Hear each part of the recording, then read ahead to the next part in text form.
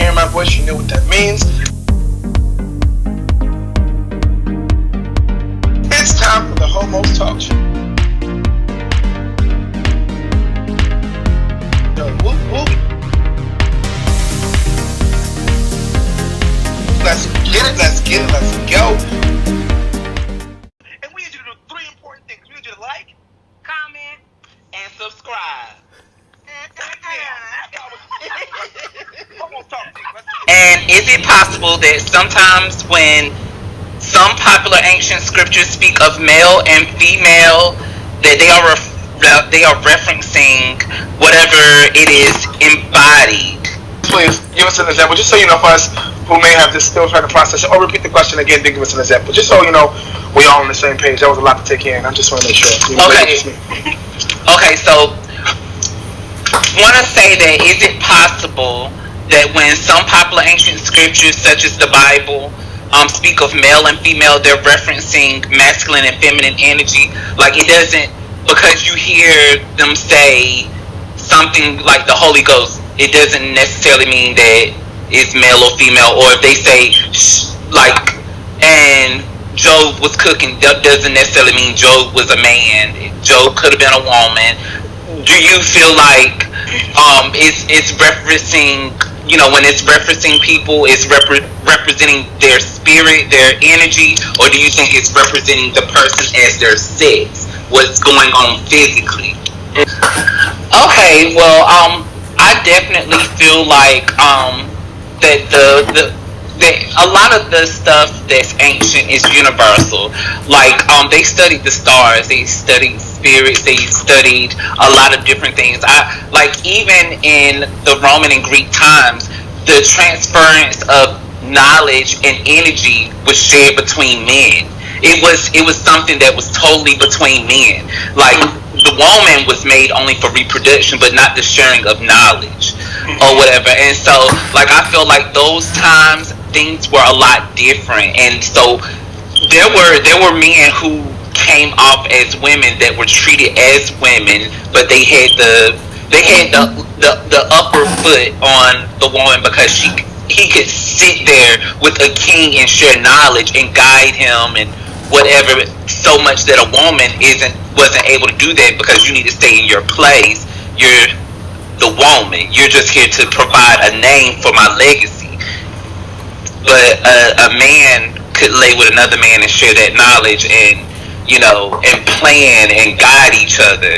You know, so I think it's very possible that all of these things are just a universal language. Like, even if they're talking about reproducing, I don't think it's necessarily sex. Like, the reproducing of spirit, the reproducing of energy, like, and he gave himself to, you know, whatever. It's like, so yeah, I think it's just a universal language that we've all taken as, oh, he, she, and it's not a, you know, a definitive answer. We just assume.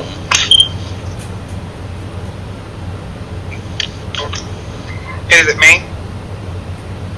Yeah, I mean, go ahead and let us know what you think. At first, I was pointing at my little cousin because she's in the room with me, so you know, she's got me over here laughing. I wanted to say I think it is universal because, like you said, in ancient Roman times and the Bible, it does talk a lot about our fellow brethren, and it doesn't necessarily mean men. They use brethren and mankind as in men and women.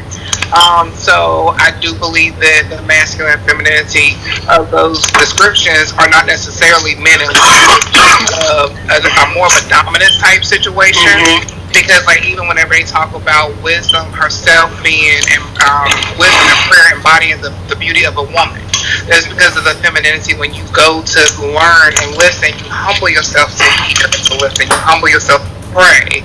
Whereas whenever it talks about our fellow men and our brethren and the people of the church, they make it more of a masculine type situation because it's supposed to exude more of a dominant type situation, which I think is funny because I think it's more dominant than men, but that's another story for another day. And even on into the ancient Greek times. So I agree with you on that one. And I agree as well. You know, I have to third that opinion just because, you know, and it's so strange, but I was talking to one of my clients about this today. And we were talking about how man have changed religion, and it should be more. It's more spiritual than anything, because even when it get down to God, we refer to Him as Him, but it's really a spirit, and we don't know what Him is. We don't know that. We don't know that, but man have kind of forced their beliefs, and it's been taught in a traditional way for us to see God as a man. You know what I'm saying? When God could actually be a woman. Period. So I definitely agree with both of you ladies, because I feel like it's very universal. Mm-hmm. And it's all, and I also feel that it's all on your interpretation of it as well, because everybody's interpretation of it can be very different. I mean, look, if I want to, because even at this point, I can refer to God as a female. Nobody can say that I'm wrong. Yeah, especially with the Bible saying we're all in His image. Exactly. Right. Mm-hmm. You understand what I'm saying? Mm-hmm. So I wouldn't be wrong. You would have to truly show me, that God is actually a man. And like I told y'all last time, I had a dream that I had sex with God. Now we both know I'm a lesbian. I love women. I had sex with God, and it was bomb sex too. But I had that dream, and in that dream, God was a woman. You understand what I'm saying? So again, it's all about your interpretation. Because at that point, especially after I had that dream, I'm thinking, oh Lord, I'm like, oh, this is heavy, to have a dream like that. But especially after I had that dream, I really felt more like, wow, it opened my mind up to think along the lines of, is God really a man? Is God really a he? You understand what I'm saying? Just because that's what man says does not mean that that's the truth. That's not factual. Well, I think because whoever the individual was that wrote the Bible, God came to him. Thank you. Yeah, I feel like God said that that man was created in His image, and so whatever is in your likeness is what's going to be presented to you. So like if you're a man and you want your likeness is going to be what God presents Himself as, and so like He's never going to come as a stranger. He's going to come as someone in your likeness or whatever. Relatably. Yes. Right. I get it. I agree. I completely agree. You wearing that crown today too. Period. Come through, crown. Thank you. I love it. Yeah. So yeah, that's dope. Okay.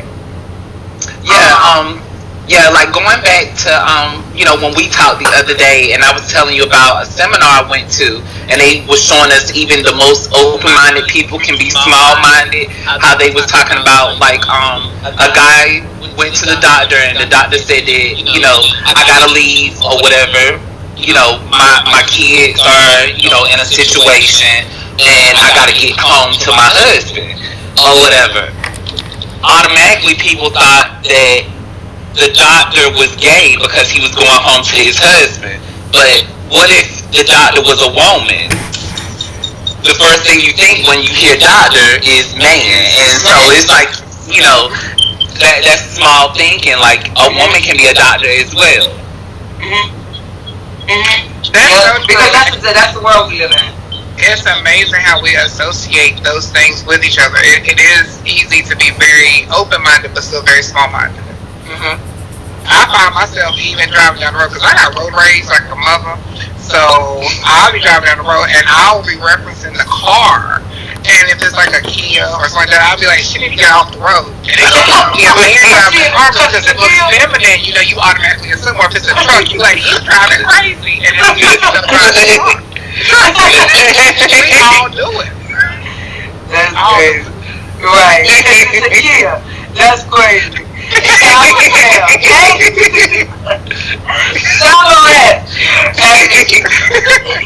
I mean, shout out to Kia Sorrento. Shout out to Kia.